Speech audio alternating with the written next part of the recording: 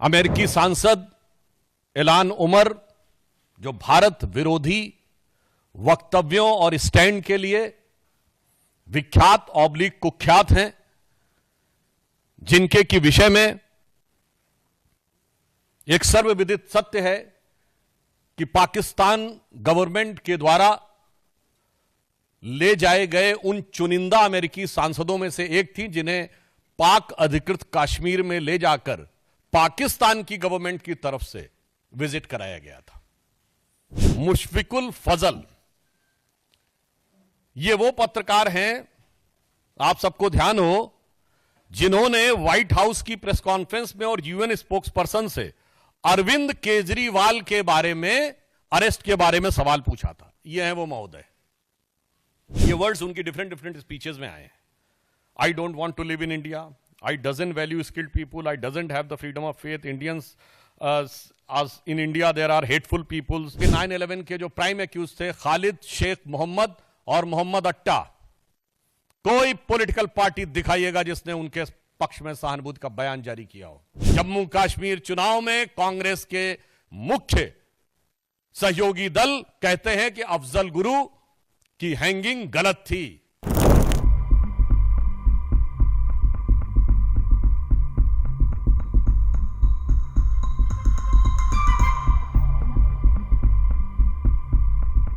जिन्होंने किसी घोषित भारत विरोधी सांसद के साथ मुलाकात करके अपने मधुर मनोभावों की अभिव्यक्ति की है।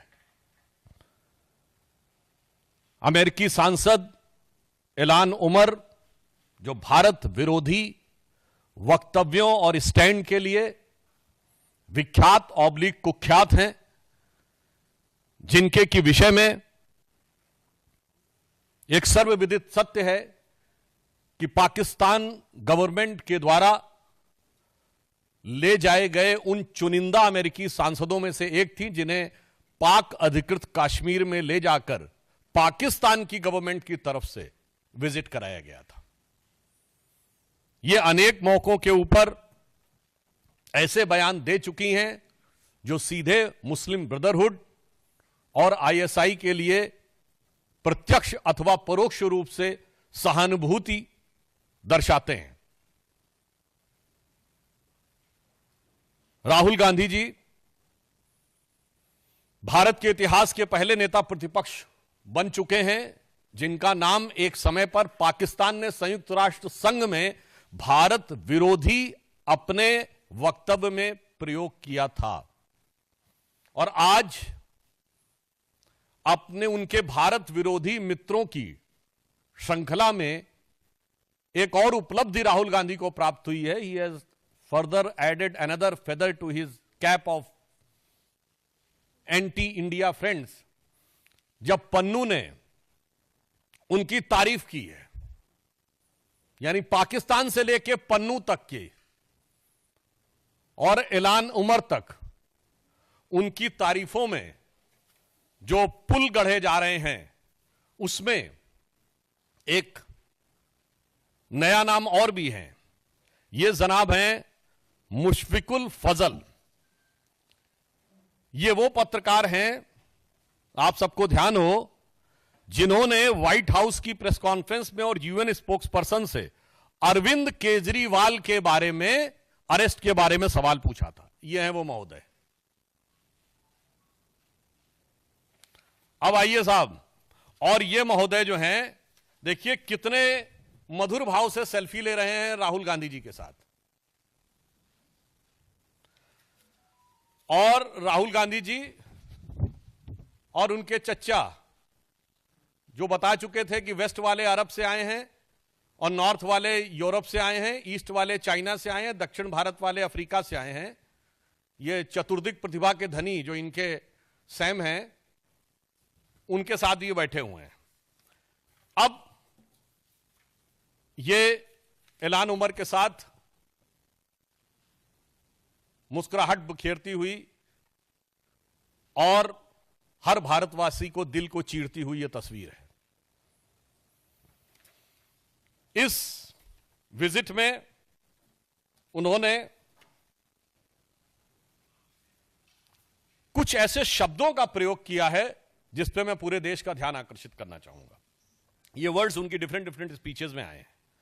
आई don't want to live in India, I doesn't value skilled people, I doesn't have the freedom of faith, Indians in India there are hateful peoples, Indians doesn't allow the different languages, Indian identity is not acceptable, Indian society is casteist, Indians social media influencers are for UC only, और separatist और जो कश्मीर में terror के perpetrator थे उनका समर्थन है। अब यहां पर मैं एक बात थोड़े दुख के साथ कहना चाहूंगा। मित्रों, आज 11 सितंबर है। 11 सितंबर का दिन दो चीजों के कारण विश्व और भारत के इतिहास में अविस्मरणीय है। एक बहुत दुखद याद जुड़ी हुई है 11 सितंबर से 9/11, और इस समय संयोग से राहुल गांधी अमेरिका की धरती पे हैं। मैं पूरे भारतवासियों को याद दिलाना चाहता हूं कि 9/11 के जो प्राइम एक्यूज थे खालिद शेख मोहम्मद और मोहम्मद अट्टा, कोई पॉलिटिकल पार्टी दिखाइएगा जिसने उनके पक्ष में सहानुभूति का बयान जारी किया हो, कोई टीवी चैनल दिखाइएगा जिसने 9/11 के बाद इन लोगों के पक्ष में सहानुभूति दिखाई हो, कोई पॉलिटिकल पार्टी बताइएगा जो अमेरिका के इतिहास का सबसे बड़ा सिक्योरिटी लैप्स, जो अमेरिका के इतिहास का सबसे बड़ा इंटेलिजेंस फेल्योर, जिसने उस सरकार के ऊपर उंगली उठाई हो कि इंटेलिजेंस फेल्योर था और सिक्योरिटी लैप्स था। ना, बल्कि पूरे अमेरिका ने और उनकी सारी पॉलिटिकल पार्टी ने फर्म रिजॉल्व किया।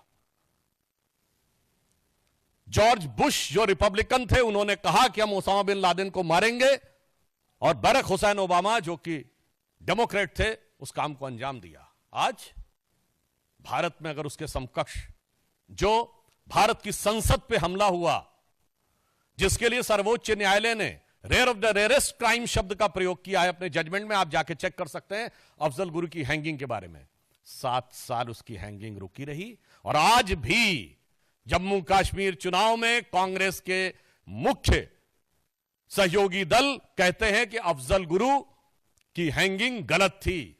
और ये राहुल गांधी अफजल की पहली बरसी पर, लोग शायद भूल गए होंगे वो जेएनयू में जो नारे लगे थे ना, भारत तेरे टुकड़े होंगे इंशाअल्लाह, और ये अफजल हम शर्मिंदा है, तेरे कातिल जिंदा, वो था क्या?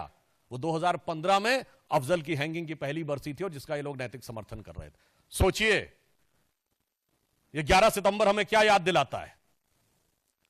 देश को लेकर एक ऐसी सोच। आप बताइए किसी भी अमेरिका के नेता ने बाहर जाकर कोई ऐसा विरोध किया हो?